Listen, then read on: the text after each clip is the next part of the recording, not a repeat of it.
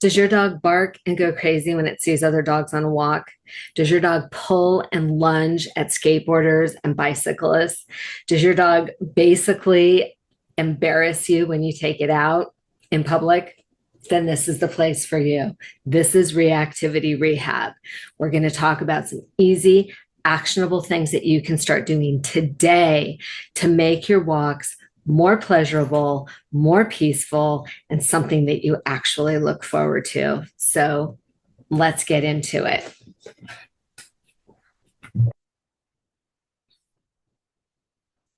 So, reactivity rehab.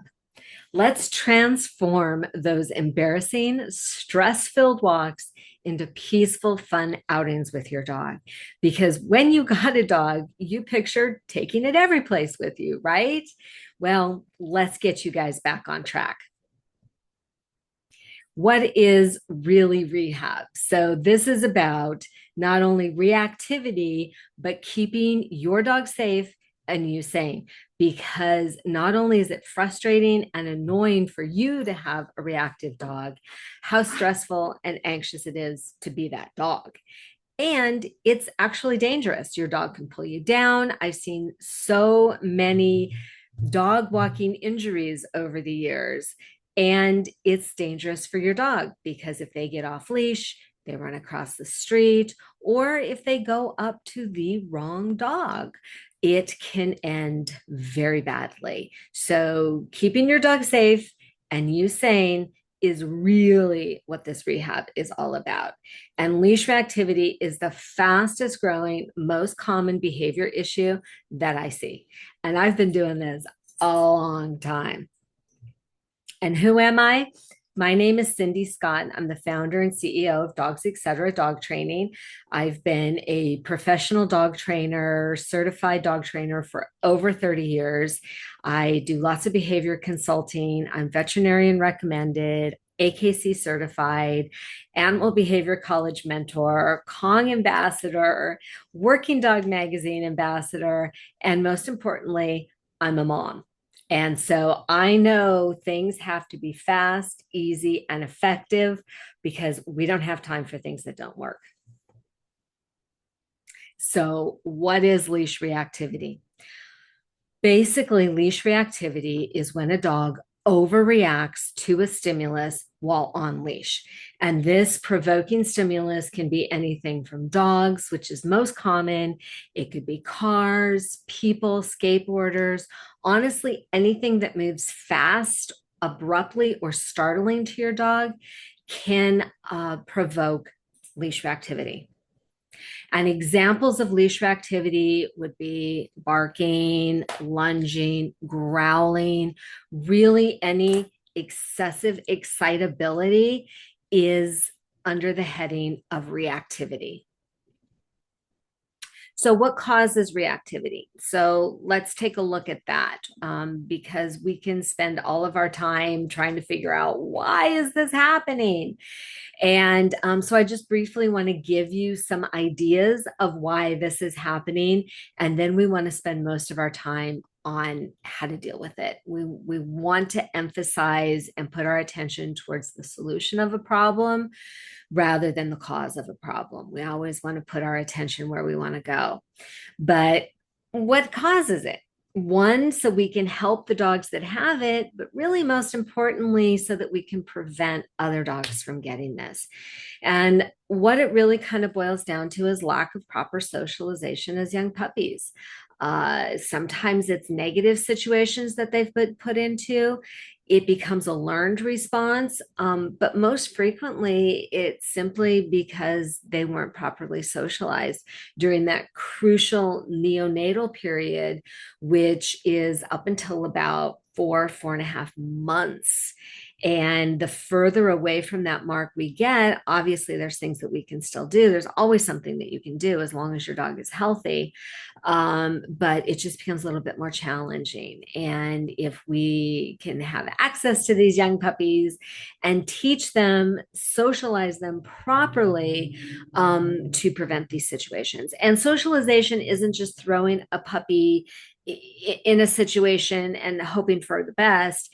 It's positively exposing them to a variety of situations that they will encounter as adults.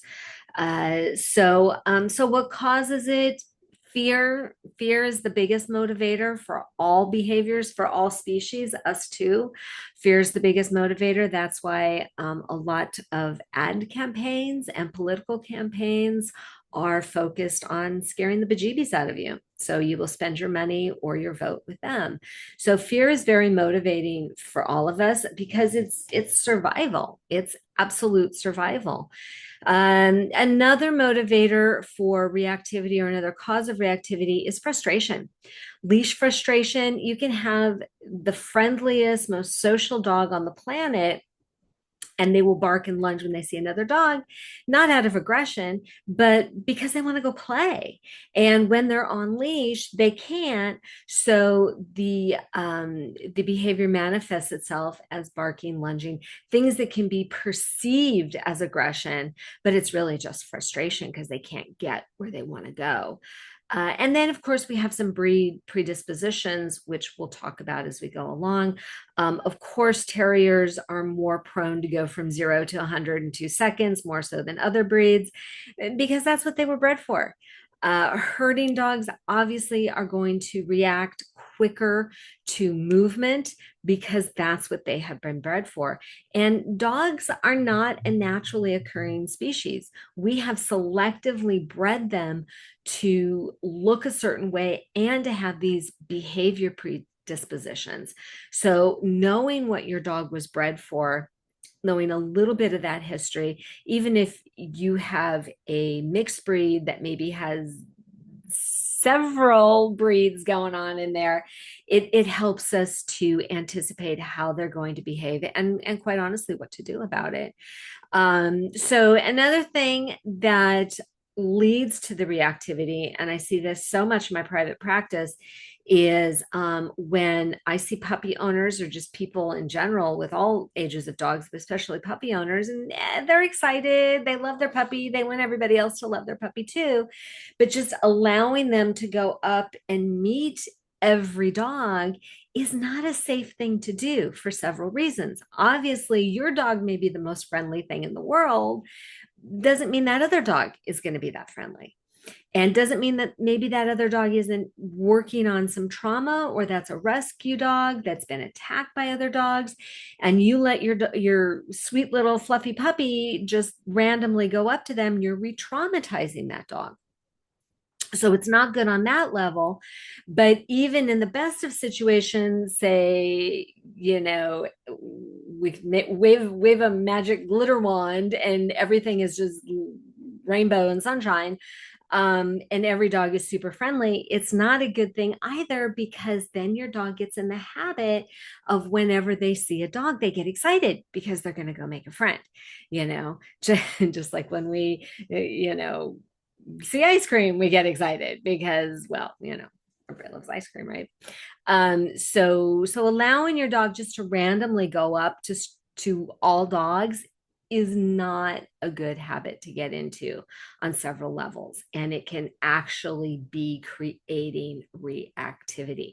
So even in the best of situations, you want your dog to only meet maybe every third or fourth dog, and then you have them ask permission and so forth, so that we're not rewarding the tugging, the pulling, the barking, the getting excited by them actually getting what they want.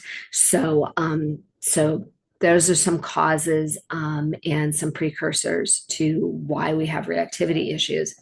But like I said, what we really want to do is we want to focus on those solutions. We want all of our energy and attention to go where we want to go. Instead of looking behind us, we're never going to go forward if we're constantly looking behind. So we want to focus on what we want. We want to focus on where we want to go, not where we've been. And so we're going to talk about some strategies for that. And the biggest one is counter conditioning. Counter conditioning is something that we talk about for all behavior issues. And it really comes into play with the reactivity, because once your dog is reactive, and we'll talk about zones in a minute, but once they're up here, they can't learn. They can't. they're in that fight or flight mode. And if your adrenaline is pumping and you're running from that bear, you're not going to be able to do algebra. Same thing for your dog. Okay. So once they're in that red zone, once the adrenaline is pumping, we can't do anything. So our human instinct is to wait till they're misbehaving and then, punish them. But that's just counterproductive. It may make you feel better, but you're not accomplishing anything as far as teaching them the correct way to behave. And that's what we want to do with counter conditioning. So counter conditioning is really pairing something positive with something that causes that negative emotional response. So we want to reward what we want and to build good habits rather than the bad habits. So it's building those new neural pathways. Instead of doing this, you're doing this. Right? It's building new habits is really what it comes down to. And it's substituting or replacing a new good habit with the old negative one.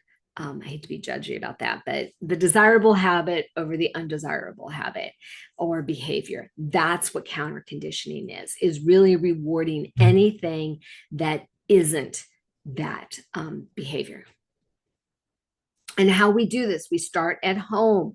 We want to start with the basic training. If your dog isn't listening to you at home with nothing going on, they're definitely not going to listen to you out in public, and especially not with another dog or skateboarder present. So everything starts at home. Nothing is free. Make them work for all life rewards. And we talk about that in everything that I do. You hear me rant about that all the time, but it's the baseline, it's the foundation for everything else that we do, whether it's, behavior modification, agility, advanced trick training, those basic training fundamentals that nothing is free, and you're doing them all day long, making them say please and thank you for everything in life. And then the other thing we want to focus on at home is that we're rewarding the calm, not the crazy, as I call it. Okay.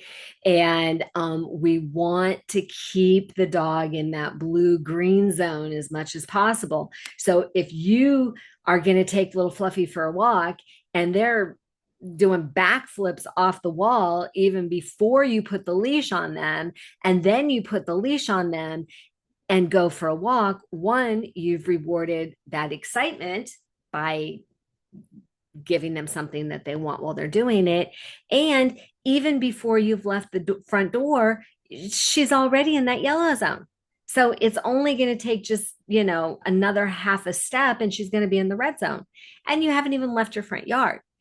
So you want to practice this at home. Practice putting on the leash when you have no place to go. Get her or him in that blue-green zone with the leash involved. So we want to focus on that calm, not the crazy. And it all starts at home. Everything starts at home. So again, if you're going to take them for a walk and they're going crazy and you continue the walk, you're totally rewarding the crazy. So we want to literally break the walk down into small steps, pun intended. So, a walk may be just putting the leash on. You put the leash on, you put it away. That's your walk, right? And you're like, well, how does my dog get exercise with that? You're exercising them all day long by doing the fundamentals. Nothing is free. That's how you exercise your dog. It's mental, it's physical, doing, and that's a whole subject for a whole nother video, but doing a little bit throughout the day is going to wear them out more effectively than one big long walk. Besides the fact, if you go on a walk and they're checked out the entire time, not paying attention to you, you're actually building the habit of them ignoring you. So that's why it's so important to make them work for everything in life. Nothing is free, from food, toys, attention, leash, whatever they want, they got to work for it. So we want to break these walks down, and we want to make sure that we're actually not rewarding them getting so excited by continuing that walk, because walking a few steps or even one more step to see, that bug or to smell that leaf or even just to see what's around the corner, that's a huge reward for your dog. So we want to make sure that they've earned it. So you can start out with just putting the leash on, and then it's just walking them to the front yard, walk back and forth in the front yard a few times. You could walk, your driveway, back and forth on your driveway for 5 minutes. That is fabulous exercise. Exercise isn't about distance and going on a 30-minute walk. It's about that mental stimulation. So just walking in your front yard is good, besides the fact that we want to work on the calm and rewarding the calm. So when you are out in public with your dog, there's a few don'ts that I want you to keep in mind before we get to the do's. The don'ts are very important as well. So what we don't want to do is to force your dog to meet another dog or to put them in any situation that they find uncomfortable. Meeting another dog, meeting another person, getting closer to that skateboarder, that bicyclist. If they're saying, I want to back off, you back off. You are your dog's advocate. This is not about your ego. This is about helping your dog. So take your ego out of that. If they're like, I'm not comfortable with this situation, then you say, you know what? We're not comfortable with this situation, or we're busy right now. We'll catch you around, whatever you want to say that's socially acceptable. And again, what you don't want to do is punish. Yelling, leash corrections, that is only going to increase your dog's anxiety level. And why are they acting out? Because they're anxious for whatever reason. So yelling at them, doing anything punishing, it's only going to increase that anxiety. Like I said before, it may make you feel better, because we humans in this culture, we want to force, we want to make things happen. But that isn't always the most effective way to go about it. So, especially in this situation, I can tell you straight up, it's just counterproductive. It's not going to do anything. And in fact, it may backfire and increase their activity level. So now they're like, oh yeah, see, I got to be really afraid when dogs are around, because bad stuff goes down when other dogs are around. I get yanked, I get yelled at, God forbid I get shocked, anything like that. So don't get all punishy with your dog. And then the other thing we don't want to do, which we humans are very conditioned to do, is to wait for your dog to be reactive, and then we become reactive, right? So when they're walking nicely, and we totally ignore that, but when they act up, that's what gets our attention, right? No, we want to take advantage of the time when they're not reacting. That's when we react. I get this comment all the time. People will call me, and first time I talk to them, be like, one of their big complaints about their dog is, well, my dog just ignores me all the time. And 10 to 1, they're ignoring the dog. Dogs ignore us because we ignore them, right? You're not going to play that slot machine if it never pays out, right?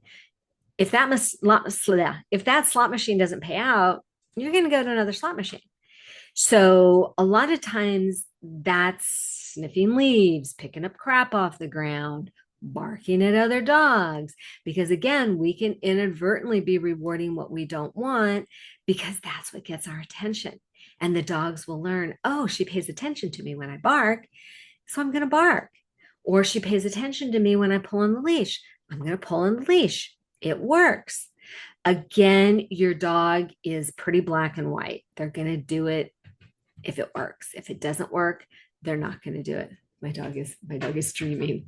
What do they dream about? I would give anything to know. Is he like chasing lizards, or I don't know what's going on in his little brain. So anyway, don't be reactive when your dog reacts. That makes sense. Okay, so what we do want to do is we want to use lots of rewards. We want to catch them being good. If we make it so wonderful to do the right thing, they're not going to do the wrong thing, because why would they? They want to keep doing the right thing, right?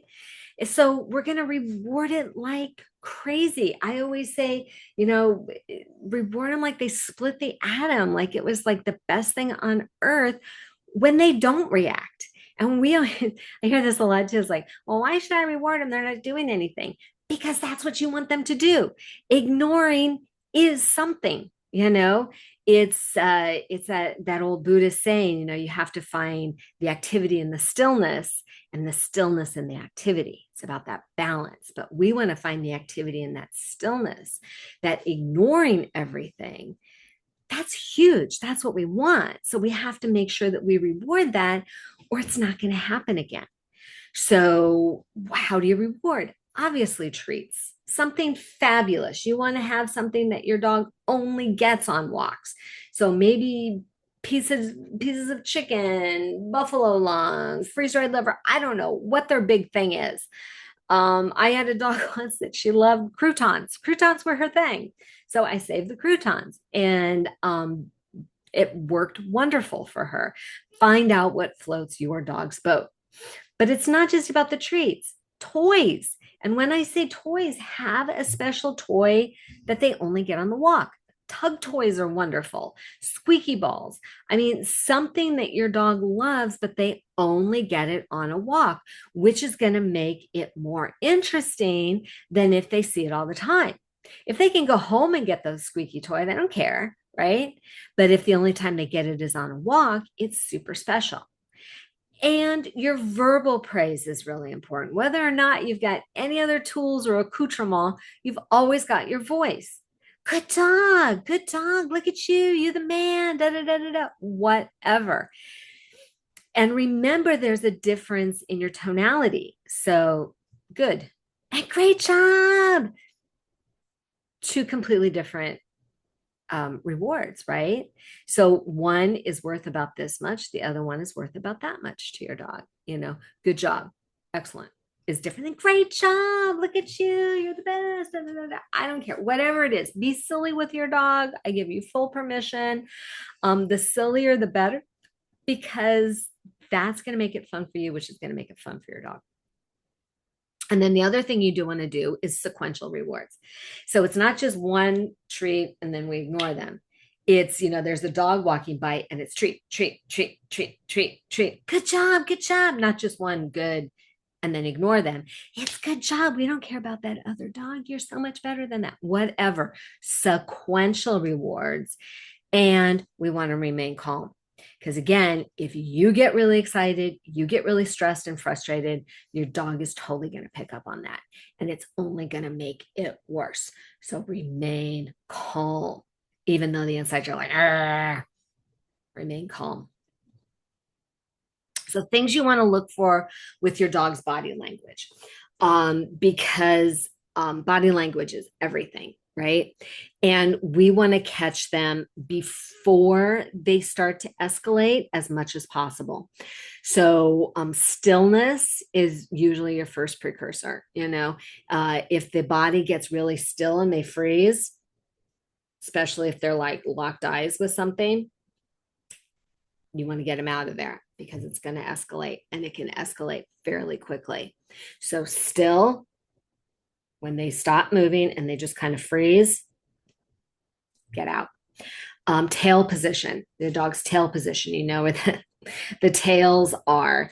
If it's just relaxed, if it goes up and it's at attention, let alone if it's forward a little bit, they're really getting fixated on something, which is why I wish they would stop cutting off dogs' tails, because there's a lot of communication with that tail, not just communicating with us humans, but communicating with one another. So if your dog doesn't have a tail, unfortunately, you're going to have to watch the other signs a little bit closer. Piloerection, that's when the dog's hair on the back, on their back, the back of their back stands up. And that is a reflex. They have no control over that. So I hear people say that all the time, where my dog's being aggressive. He put his hair up. He's not, it's a reflex. It's like when you get goosebumps and the hair on your arm stands up or whatever. Same thing. We don't have control over that. It's just a reflex. So, some redirection strategies when you see your dogs do these things. If you see them lock eyes, if you see them get still, if you see the piloerection, you want to redirect them. You want to break that focus that they have. So, you can do the watch me, you can do some search, do some targeting. Basic obedience commands. I love parkour as well. It's a great way to refocus and redirect your dog. These are all great strategies, and we go really in depth with this in just about all of my classes, but especially the reactivity class. We go over it a lot, how to do those things and to get their attention. And the sequential rewards. Again, I can't stress this enough. I see people make this mistake all the time where we just give them one treat and then we're done, or we give them one praise and then we're done. Okay. Again, if your dog is ignoring you, it's usually because you are ignoring your dog. I will bet cash money that that is what's going on. So we want to keep them engaged. And again, I can't say this enough. It's not just about the food, it's about the feedback. So you could use all three. You could use food, you could use attention, you could use praise, you could use toys, whatever your dog wants to keep them engaged with you and doing what you want them to do. So if you get nothing else out of this, remember, stop complaining about your dog because it's typically something that you are doing. I know that's tough love. That's a hard pill to swallow. But if your dog is ignoring you, typically you're ignoring your dog. So re-engage and reward faster and more frequently. Okay, so differential reinforcement. The best response gets the best reward. So we don't want to do the same reinforcement schedule every single time. You don't want to be a vending machine. A vending machine, you put the money in, you get the Coke out or whatever. You put the money machine in, you get the candy bar, whatever. And the one time you put the money in, you don't get the treat, the goodie, whatever. We yell at the machine and we never go back to it again. It's the same thing with your dog. Okay. So you want to be a slot machine. What makes gambling so addictive, so they say, is that you don't know what you're going to get or when you're going to get it. So it keeps you playing the game. And that's what you want to do with your dog. You want to keep them playing the game. So you don't want to give the same treat every time. You know, here's a quarter, here's a quarter, here's a quarter. Sometimes they get a quarter. Sometimes they get a handful of treats. Sometimes they get $1,000. Sometimes they get a big chunk of chicken. There's $10,000 right there. Maybe they get 2 chunks of chicken. That's like a new car or whatever, you know, to a dog. And again, remember the difference between good and good. See what I'm talking about? So we want to do those jackpot rewards for exceptional behavior. So they do something amazing, reward it like they just did something amazing. Okay. So differential reinforcement is huge. It's a game changer. And let's talk about the 3Ds of dog training. The 3Ds of learning really is what it should be, because this is true for all species. This is how we learn, us too. So what makes it more challenging to learn? The first D is distractions. So the more stuff that's going on, the harder it is for them to listen, obviously. That's why we want to start in your living room, in your backyard, even in your front yard. Well, your front yard is more distracting than your backyard, but your front yard is less distracting than the park, you know? So if they can't do this and listen to you in your living room, they're not going to be able to do it in the backyard. And if they can't do it in the backyard, they definitely can't do it in the front yard. So keep those distractions in mind. The second D is distance. And this is really important when we do recall stuff. So coming to you from 30 feet, so much more challenging than 10 feet. And 10 feet is so much more challenging than even 2 feet. So that's why when we start with little puppies, it's just a couple of steps and then we make it longer and longer and longer. Again, what we humans tend to do is we want to do like the PhD level stuff to start with without doing all this other, undergraduate, let alone elementary school stuff. You got to do the fundamentals. Every profession, musicians, they play scales every day, fundamentals.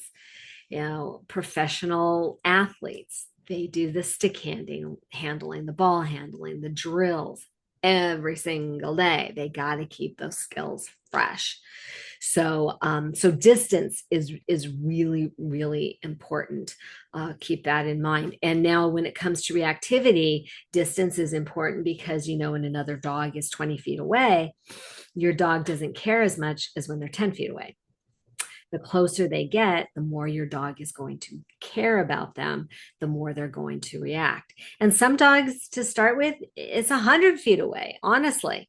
But at some point, that other stimulus is going to be so far away, your dog doesn't care. And that's when we really want to do lots of reinforcement. And then we work on getting it closer and closer. And then the third D is duration. So the longer they have to do something, the harder it is. The longer they have to sit still and pay attention to you, the harder it is, right? So sitting still for 2 seconds, so much easier than 20 seconds, let alone 2 minutes. So think about that. Again, that's why we want to do the systematic or the sequential rewards, because if you reward them and then 2 seconds later your dog is like, I'm bored, I'm going to go back and stare at that other dog or that bicycle, whatever. Okay, so duration, super, super important. See things from your dog's point of view is what I really want you to do. We get so caught up in, oh, the stupid dog, it's the dog's fault, it's the dog's fault. Well, let's see it from their point of view. We talked about why they're doing it, and now we're talking about what we can do to help, but it's all about seeing it from their point of view. That's why it's important to take your ego out of it. And it's easier said than done because so much of our ego is wrapped up, especially when we're in public and how people perceive us and, what they're watching and stuff. But you got to push that to the side and focus on your dog. That's what matters. And to my little mom advice is we think people are watching us and care about us. They really aren't. We it's our ego. We think that they're watching more than they are. So keep in mind the 3Ds. This is what is going to increase the difficulty with whatever it is you are trying to teach your dog or yourself or your child or your cat or whatever. Okay, the 3Ds of dog training. Now let's talk about the excitability zones. So this is important too, and you'll hear me reference this when I talk about the green, the yellow, and the red zones. And I actually kind of zhuzh this up a little bit, or it has nuances. I'll even talk about like the blue zone and the orange zone. So the green zone or the blue zone I talk about is when your dog is just chill. They're at home, they're relaxed, nothing is going on. And we want to work up to having that green zone when you take them out. You may not be there yet, but that's our goal. And the green zone is your dog is just chill. They can easily pay attention to you. They're just relaxed. This is like the blue zone where he's passed out asleep, I think. I don't know. Now the yellow zone is where they're just a little bit agitated. They're like, again, they see that other dog, they're locking eyes, they're focused. You got the stillness, maybe the tail's up a little bit. That's the yellow zone where they're just slightly agitated. They're slightly excited. And then the orange zone, as I call it, is when they start to lunge, they start to bark a little bit, they start to show some increased signs of anxiety. And then the red zone is when they're just off the rails. They're just off the rails. Pulling you over, going crazy. And once they're in that red zone, you can't bring them back down. It may take 5 minutes walking in the other direction where they've had their eyes off of that stimulus for 5 minutes, 500 feet before they can calm down. You know, people say all the time, oh, he starts lunging and he just can't get over it. That's how adrenaline works. You know, it's that fight or flight thing. It takes us too. And we get excited when you get mad at somebody, it takes a while to calm down. Sometimes it takes longer than other times, but it's the same thing. So that's why it's imperative that we want to catch them when they just start to get towards the yellow zone. The closer to the green zone, the better, because if we can stop that and if we can diffuse it, it's so much easier to get them and faster to get them to calm down and to move back to that green zone. So keep it in mind. Watch your dog and don't wait till they're in the red zone and go, what do I do now? We just want to get like the dark green, maybe a very pale yellow. That's when you want to turn around, get their eyes off of it, because the more, or redirect them, the more they look at that stimulus, the more it's going to escalate. Guaranteed. Guaranteed. So how do we handle this overstimulation? Remain calm. Again, I didn't say it was gonna be easy, because you're like, argh. But if you get stressed, dog is totally going to pick up on that, and they're going to get more stressed, more anxious. They're going to feed off of you. They're going to mirror your energy level, guaranteed. So we use the pattern interrupters like we talked about before. We can redirect them, but honestly, once they're into the yellow zone, if we start to do anything, we run the risk of actually rewarding it. Because if he's in the yellow zone, he's starting to react, and now you're shoving food in his face or you're shoving a toy in his face, you can actually be rewarding it, because he'd be like, oh, I bark or I fixate on things and then they give me food. That's what they want me to do. Okay. So the best pattern interrupters to make sure that we're not running that risk is you can just stop. Honestly, I like to take a couple steps backwards. Just by taking a couple steps back, the dog's like, what are we doing? What's happening? Changing your movement snaps them out of it, because now they have to focus on where they're going. They're like, what's happening? Right? Changing direction. So you can just walk backwards or you can just do a 180 and go the other way. But you want to get your dog's eyes off of whatever they are fixated on, because the longer they fixated on it, the more they're going to escalate. Guaranteed. So what do? We test and we prove and we practice and we practice and we practice.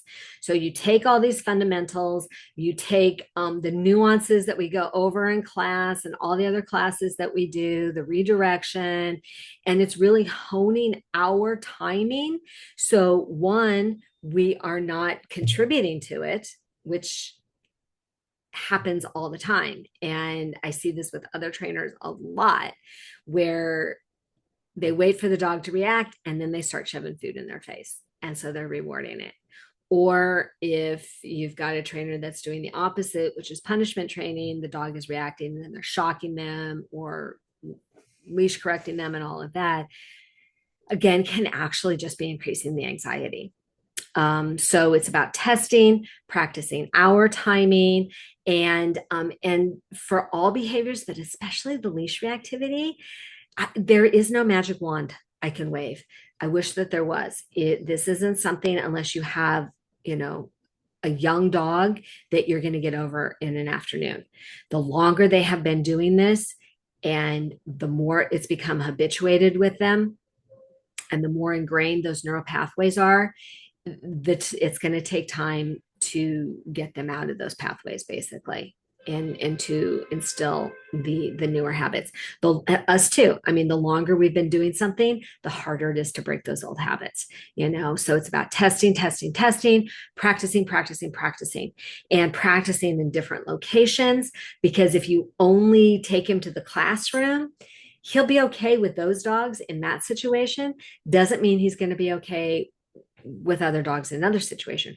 And we see this all the time, in class, especially those of you that are in my Zen dog program. where you take unlimited classes for the year and you take a bunch of classes and your dog gets to know all the other dogs. And then, oopsie daisy, here comes a brand new dog into class. And then they have to react in front for them, you know? So, generalization is a huge piece of this. Dogs are not good generalizers, they're great discriminators, but bad generalizers, which means that they have to reach the tipping point where they've been practicing with so many different variations and variables that they reach the tipping point that they're like, oh, this is what we do. Okay. So testing and proving it's a thing. It's a thing. It takes time and patience. So, but here's some real world applications I want to show you. So here's Rudy. Alex is walking him. Now Harrison has Reggie doing some parkour. So again, parkour is a great way to refocus them. So Alex has Rudy just sitting quietly, waiting for the light to change. Harrison's got Reggie over here doing some parkour, which is taking him to another level of being more distracted. And then as they cross the street, you can't hear them because you're listening to me yak on, but they're talking to them, praising them. Loose leash. So they've worked on the leash fundamentals. They're good with the leash. So when we start adding in the distractions, the different stimulus, we've got that baseline. Because if your dog is pulling and isn't good on the leash, and then you start adding in the other stimulus, it's going to go south really bad. So, or really fast and really bad.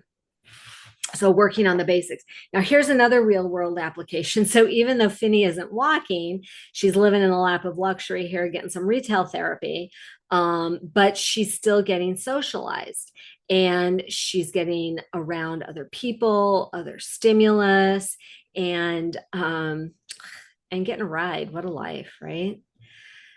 So reactivity rehab class. So I do want to mention my reactivity rehab class. It's a hybrid class because I mean, just the nature of having reactive dogs in a group setting, it can be very counterproductive, shall we say, because there's no instruction going on. If your dog is barking and lunging and so preoccupied with the other dogs, you can't learn anything. The dog can't learn anything. So the bulk of the class is really online. So it's more instruction, just like we talked about today. It's deeper dives into all the redirection exercises, the leash walking, adding in distractions, adding in the other 2Ds.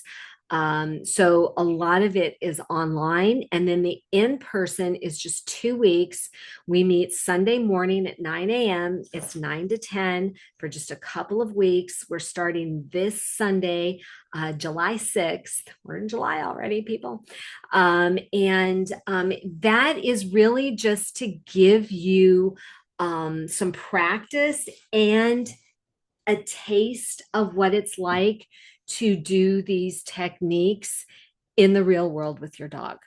So coming these 2 weeks, this is not, again, I want to set up realistic expectations.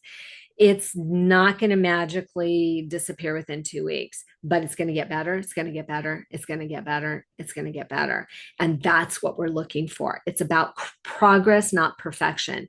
And especially if you have an older dog, and when I say older dog, past that 4.5 months, you know, it just takes a little bit more doing, but we're starting this reactivity rehab class.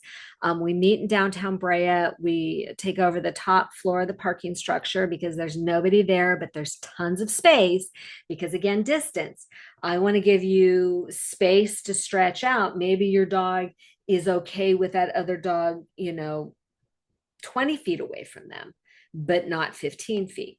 So we want to work within their comfort zone. We want to make them comfortably uncomfortable, basically. I had a yoga instructor tell me that once. I'm like, oh, that's really profound. We want to work just outside that comfort zone. And then we want to keep pushing the comfort zone, keep pushing the comfort zone.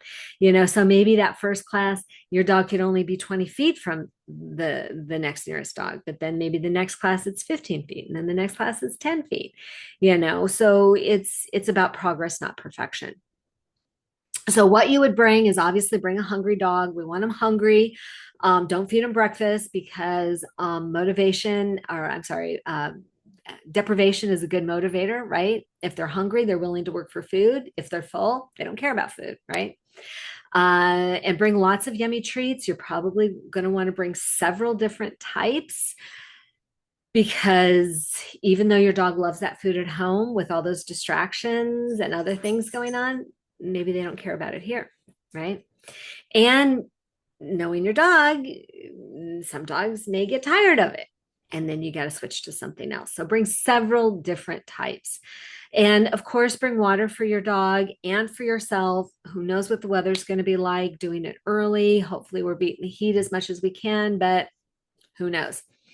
And of course, you always want to bring patience. Bring your patience, leave your ego at home, bring some patience and your sense of humor. Laugh. I mean, that's what it's all about. You got to laugh. You're going to make mistakes. Your dog is going to make mistakes. Other dogs are going to make mistakes, which is great about doing it in class too, because it's almost like group therapy, because everybody else is going through the same thing you are. And dog people are so great. They're so supportive. It's dog people are really wonderful. But bring a sense of humor and don't forget to laugh because, it's funny. So that's reactivity rehab. I hope you learned a few things. I hope you gleaned a few things that you can do like right now, today, to start helping you and your dog on this journey. And it truly is a journey. I can't say this enough. It's not going to happen overnight. Nothing does. And especially if your dog has been doing this for a while, it's going to take some practice to get out of those old habits. So, anyway, thank you for hanging out with me. If you want some more information about the class, please DM me, text me, email me, check out my website. All the information is there. But if you're thinking about doing the class, I really recommend that you sign up because it's going to fill up quickly. It always does. And if you're in my Zen Dog program, which is unlimited classes for the year, please just let me know that you want to attend and I will save you a spot. If you're not in my Zen Dog Club, why not? It's the best. Dog people are the best. Come hang out with us for a year and get as much practice as you want with your dog. So anyway, thanks for hanging out and go play with your dog. Till next time. Thanks for hanging out.